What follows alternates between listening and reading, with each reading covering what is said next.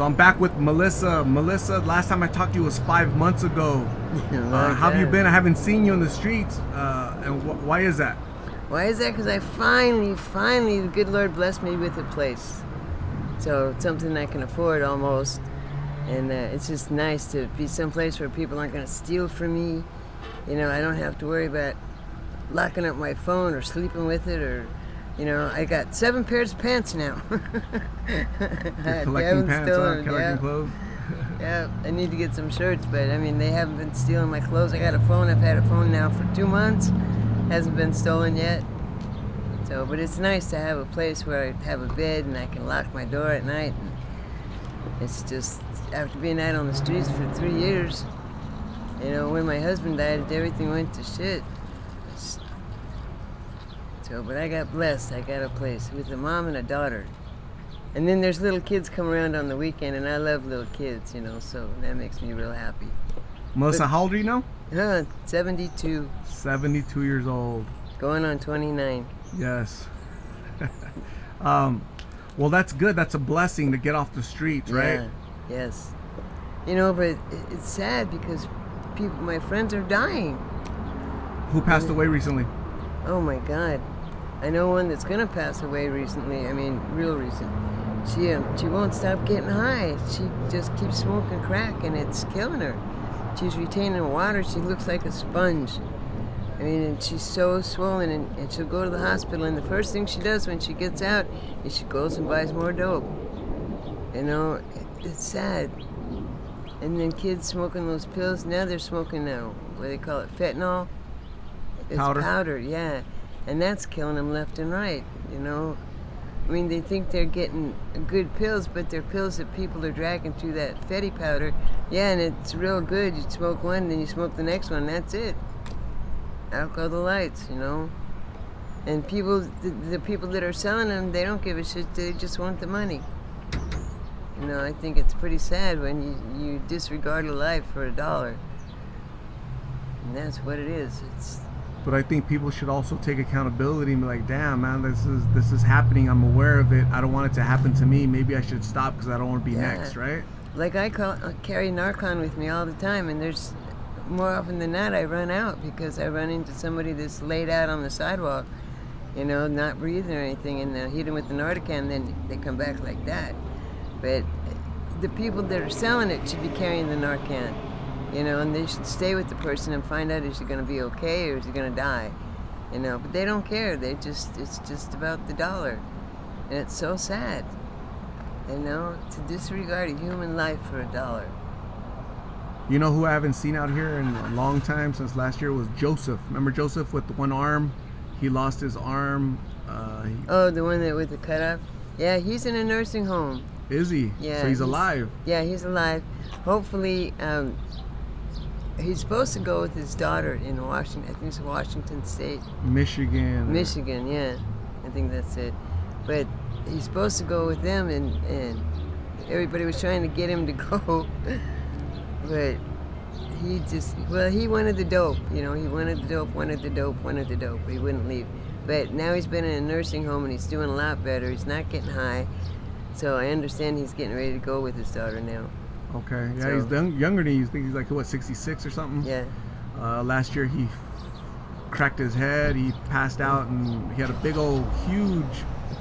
He's all busted up from falling down. He gets so wasted that he tries to get up and just, boom, down he goes. I found him a couple times in a heap on the sidewalk. You know, try to get him up. And then he gets mad at you because he thinks you stole his dope. God dang, Joe. Yeah. I've known Joe a long, long time. One time my husband and I were walking up the sidewalk, and there was a lump on the sidewalk. And I thought it was a bag of laundry, and I told my husband, I said, look, there's a bag of laundry somebody left on the sidewalk. Johnny looks, he goes, that's not laundry, that's a person. And he took off running, you know, to go up there, and it was Joe. He was no pulse, he wasn't breathing. And Johnny got him back, gave him CPR and got him back. You know, but... And people were just stepping over him. You know, nobody bothered to stop and try to help him. They just stepped over him and kept on going. Unfortunately, that's a common sight nowadays, where people are just laid out on sidewalks or park benches, bus benches, And a lot it's- of times you try to revive them, and when you do, they get mad at you. You know, they think you stole their dope, or they think you did it to them, or, you know, it's they're crazy. very aggressive because you stop their high, or they're just upset. They're mad. And you because tell them, you weren't high, dude, you were dead. You know, and you, no, I wasn't. Yes, you were. You know, it's crazy.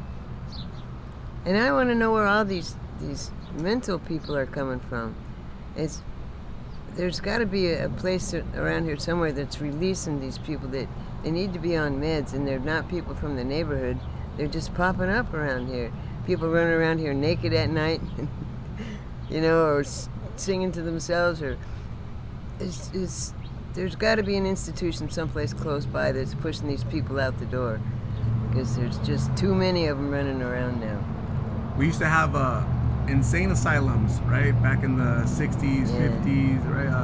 I think they got closed in the 80s because in the asylums people were being abused by the knuckleheads that run the asylums, right? Yep. The people that are supposed to watch It them. was in the late 80s, right when I got to this neighborhood.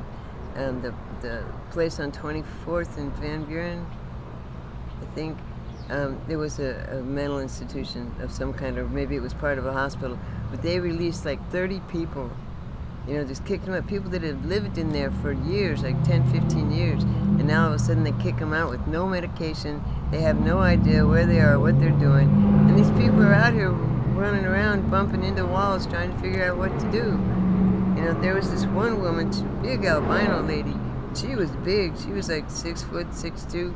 She would sit right in the middle of the freeway, you know, and I'd ask her, you know, can I help you get up? Do you need something?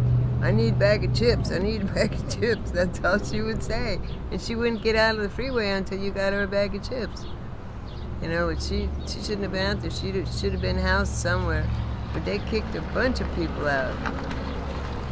It was even in the newspaper, I think, back then, about them opening the doors and letting a bunch of people out. There was one lady that used to cover her face and run out into traffic when she would get scared. That's what she thought she was supposed to do. It's sad.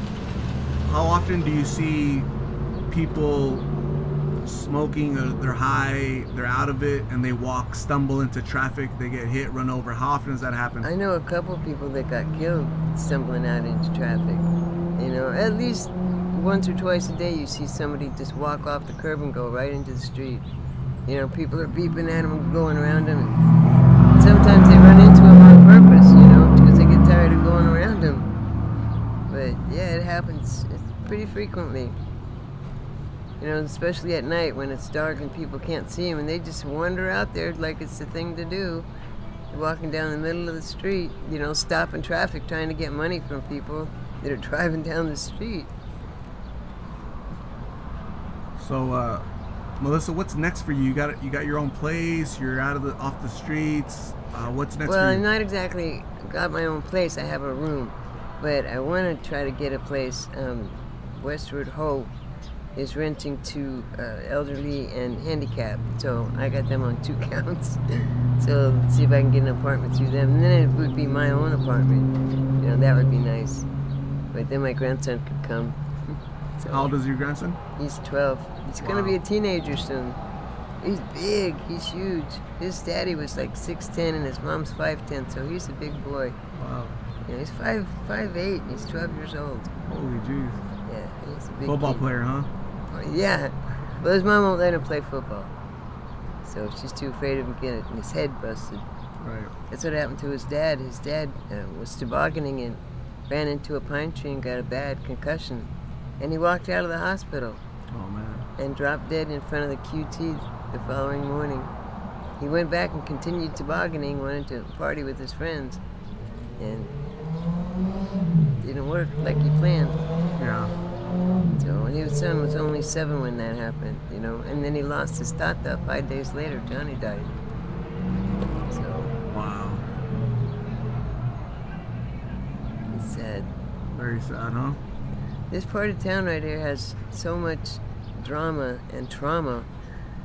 You know, it's crazy. There's always a story out here. You know, somebody died, somebody got run over. You know? Or somebody gets hit by a car and then the paramedics don't come because the cops tell them don't bother. It's a drug addict. You know, they kind of have their own system where if it's somebody that's undesirable, they'll just let them lay there. You know, and that's sad. It shouldn't be like that. Everybody should be treated the same. But they categorize you around here. You know, and some of these people, they might be drug addicts, but they're still good people. But then other people, they're drug addicts and they're worthless. You know, they turn into thieves and they just can't make the separation between being a decent person and being a criminal. So, Melissa, it was really nice talking to you. I'm glad you're off the streets. Me It might too. not be your own place, but I got a bed. it's yours. You know, you Yeah. get to rent it. It's yours. It's better than the street. So, Yeah. I'm really proud of you. Congratulations on that. I'll keep checking on you. Okay, I was just driving through and I happened to see you, and I'm glad you're doing better. You're feeling better. Continued prayers for you. I gained 8 pounds. Yeah, yeah. You look happier. Yeah, I am. You were like that. miserable out here, right? They're taking your money. Remember, they're threatening you, right? Yeah, So crazy people. bunch of bad stuff. Okay, but please stay safe. God bless. I'll talk to you soon. Okay. Thank you.